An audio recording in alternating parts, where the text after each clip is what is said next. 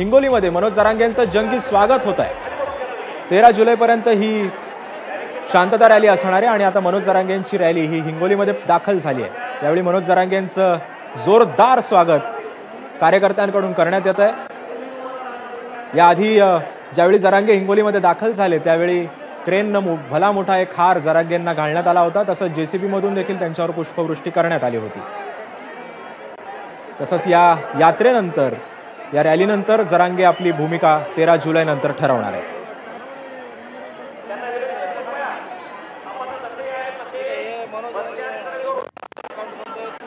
आपण थेट दृश्य पाहतो हिंगोलीतली। आजपासून जरांगेंच्या मराठवाडा दौऱ्याला सुरुवात झाली आहे। तसंच आज दौऱ्याला सुरुवात झाल्यानंतर हिंगोलीमध्ये प्रथमच जरांगेंचं स्वागत करण्यात आलं। या शांतता रॅलीला आजपासून सुरुवात झाली।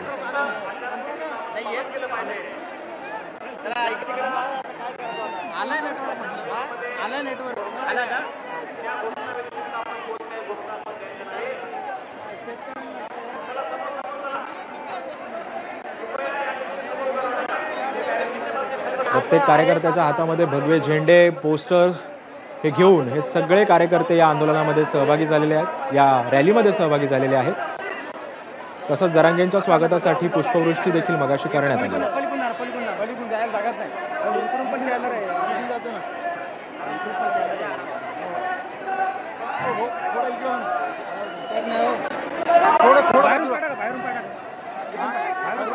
तसंच सध्या आषाढी वारी सुरू आहे आणि त्यामुळे मराठा समाज वारीमध्ये सहभागी झाल्यामुळे काहीसा वारी या रॅलीला कमी प्रतिसाद मिळाल्याचं देखील मगाशी जरांगेंनी म्हटलं।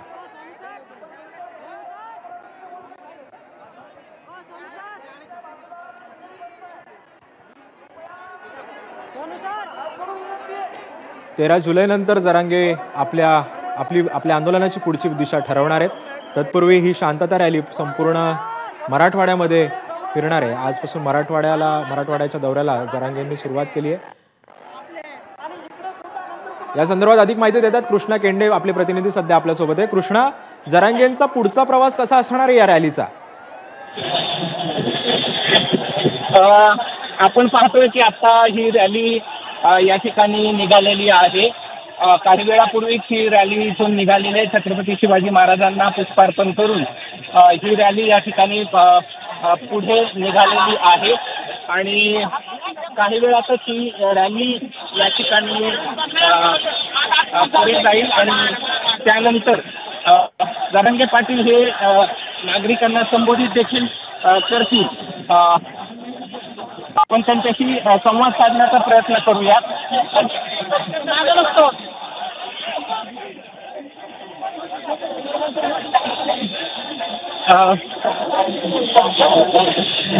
पाटील, काय प्रतिक्रिया आहे?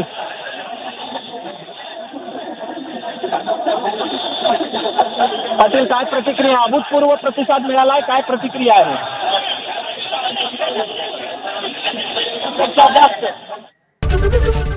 एबीपी माझा, उघडा डोळे बघा नीट।